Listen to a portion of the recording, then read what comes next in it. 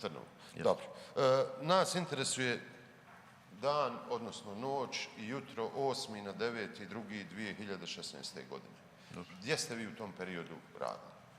9. radio sam u jedinici za saobraćaj. U jedinici za saobraćaj, Jeste. MUP-a kantona Sarajevo. Jeste. Dobro.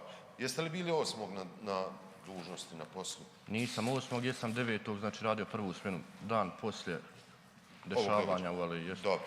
Kad kažete prvu smjenu, od kada to podrazumijeva? Koje vrijeme? Tad smo radili znači od 6 ujutro do 6 navečer. Dobro. Jeste li, kako radite? U parovima, u timovima? Pa radimo u patroli po dvojica. Po dvojica? Jeste. Dobro. Jeste i taj dan bili u patroli? Jeste. Je li to ovaj kolega o kojem sam ja govorio? Jeste M2. M2. Dobro.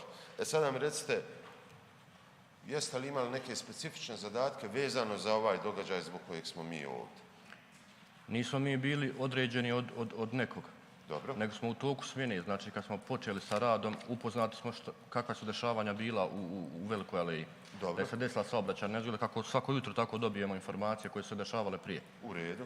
I taj dan, znači od 6 sati smo radili, bili smo na raskrsnici, pošto svako jutro pokrivamo raskrsnice u kantonu Sarajevo. Dobro.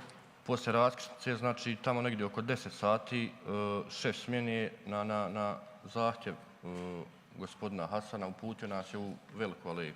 Dobro. Oko 10, 15, otprilike tako. Kako dolazi do tih naredbi, tih upućivanja? Putem čega vas? Pa imamo mi svoju vezu preko veze, a i putem telefona se čujemo sa šefom smjene. Otprilike kad su neke specifične situacije, zove se telefona. Dobro. I šta vam je rekao šef smjene? Da se uputimo u Veliku Aleju, da obiđemo uži i širi dio Velike Aleje u cilju pronalaska nekih tragova, u cilju pronalaska video nadzora i po mogućnosti, ako bude vozilo koje je spomenuto to jutro, znači koje je bilo koje je učestvovalo u ovoj saobraćajnoj nezgodi dole. Jesu vam specificirali kako bi to vozilo trebalo biti? Mislim da nisu. Nisu? Ja. Dobro. I šta vi radite? Mi se upućujemo znači u Veliku Aleju, od šefa smjene dobijamo znači upute da je se desilo to negdje na početku Velike Aleje. Dobro. U blizini hotela Casa Grande. U redu. Dolazimo dole, znači nailazimo na zatvoren hotel Casa Grande, primijetili smo kamere na istom, ali nismo mogli ući jer je bilo zatvoreno. Dobro. Dalje se upućujemo znači niz Veliku Aleju, dolazimo do vikendica, ja mislim da nam je se gospođa neka obratila pored ti vikendica što posjeduju video nadzor. Ista nam je izjavila znači da video nadzor nije u funkciji. Nije u funkciji. Ja. Dalje smo se uputili dole do kuvajtske rezidencije. Dobro. Tu smo isto primijetili video nadzor koji bi po našim nekim pretpostavkama pokriva dio Velike Aleje. Obratili smo se zaštitarima, tu stupili u kontakt sa njima, znači isti su nam rekli da se obratimo pismenim putem, mi ili sud, da će oni ustupiti video nadzor. Kuvajtska rezidencija? Jeste. Dobro.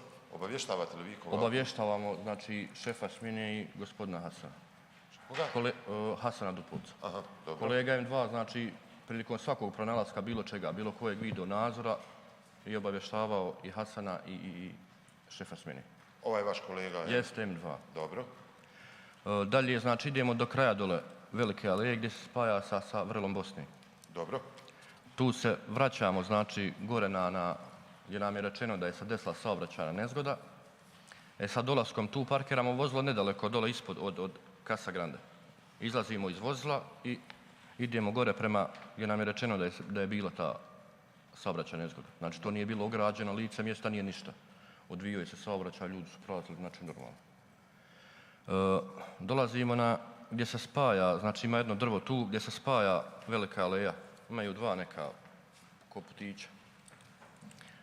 I tu negdje na sredini kolovoza pronalazimo 3, 4, možda i 5 komada stakla, znači koja svojim izgledom asociraju na staklo fara, jer imaju urezbareni dijelovi na njemu. Na tim staklima? Na komadima stakla? Na komadima stakla. Na jednom od komada stakla bila je slovna oznaka E1. Dobro. Znači, obavijestili smo Hasana Dupovca, obavijestili smo šefa smjene. Isti nam je, znači, Hasan Dupovac rekao, ja ne znam jesmo mi tu čekamo do 3-4 minute, da uzmemo to staklo, da sačinimo službenu zabilješku. Uzeli smo to staklo, otišli smo do jednog auto otpada tu, ja mislim, da provjerimo otprilike može li se ta oznaka povezati sa nekim od farova. Na vozilima? Ja, na vozilima otprilike. Rečeno nam je na jednom auto otpadu dole na kraju, gdje se izlazi sa vrela Bosne, prodaju se sad tu auta, mislim da je zatvoren taj auto otpad. Rečeno nam je da to staklo ili taj far koji to staklo pripada, da se to proizvodi za vozila u Njemačkoj neku, za tržište Njemačke ovako otprilike. Znači po povratku u jedinicu za saobraćaj mi ne dolazimo tu otprilike oko 6 sati po završetku smjene, otkucali smo službenu zabilješku na okolnosti kao što nam je rečeno. Tu staklo koje smo našli, Dobro. dole stavljamo u plavu kovertu, znači heftamo gore na vrhu, sve predajemo šefu smjeni. Dakle, Sva pismena koja, znači mi kucamo i sve što radimo u toku dana od prekršajnih naloga do pismena, svi predajemo šefu smjeni. dobro. Ajde samo da ovo sada, jesam ja dobro ovo shvatio, dakle, iz stakla koja ste pokupili, stavili ste u kovertu i službenu zabilješku na koji način ste došli do toga i što ste radili, ste zapakovali Jeste, zajedno i predali šefu smjene. jeste. Dobro. Ko je bio šef smjene u tom periodu?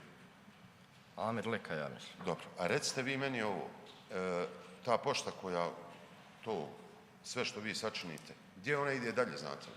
Kakva je procedura u MUP-u? Mislim da dalje ide gore do sekretarice komandira, ako sekretarica komandira dalje to daje komandiru. Komandir. Mislim da ide tako, Dobro. jer mi Ko je nemamo bio- dalje doticaja sa Ko tim. je bio komandir u tom periodu? Vahid Baki. Dobro. A recite mi ovo, jeste li vi, kada ste pronašli to staklo i te komade stakla, osim Dupovca i šefa smjene, ikoga je više obavještavali? Nisu.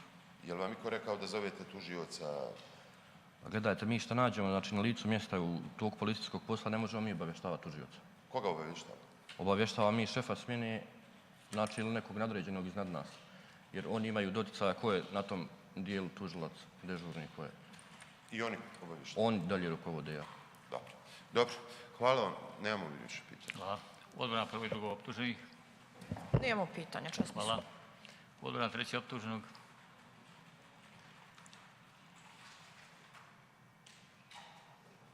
Poštovani sude, ja kao branilac u ovom trenutku nemam pitanja, međutim moj branjenik ima jedno pitanje, pa Izvolite, Hasanala. Da se ne predstavljam, vi me ne poznajete. Poznajem.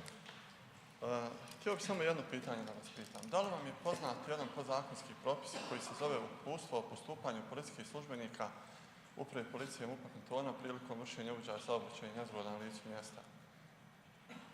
Da li mi je, nisam, Uputstvo o postupanju policijskih službenika Uprave policije prilikom vršenja uviđaja saobraćaja i nezgoda. Jeste li upoznati s tim podzakonskim aktom? jesu.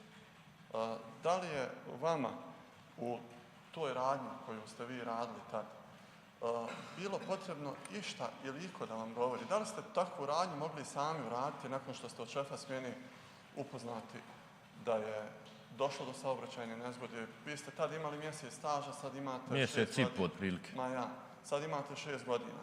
Nakon Tako. što vas na otpremi smjeni upoznaju sa događajima u toku noći, je li vam potrebno da na vašem rejonu, a ovo je bio, koliko se sjećam, vaš rejon, je li vam potrebno da iko išta posebno vas upućuje ili vam je dužnost kao policijskom službeniku, to je neka policijska abeceda, da obiđete neki lokalitet, da pokušate saznati nešto što se dogodilo i o tome što ste saznali obavještavate onako kako ste to malo prije lijepo objasnili?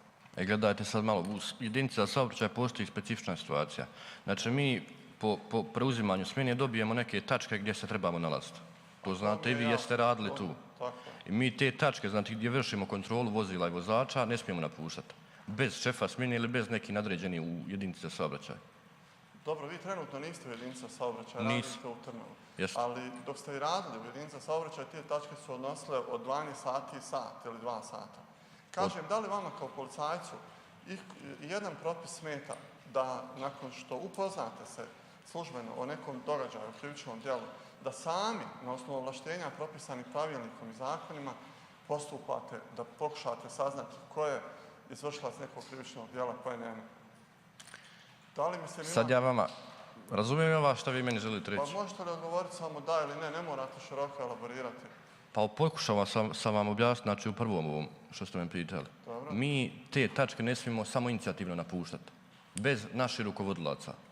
naš rukovodilac kad nas uputi da negdje idemo, tek onda smijemo napustiti te tačke.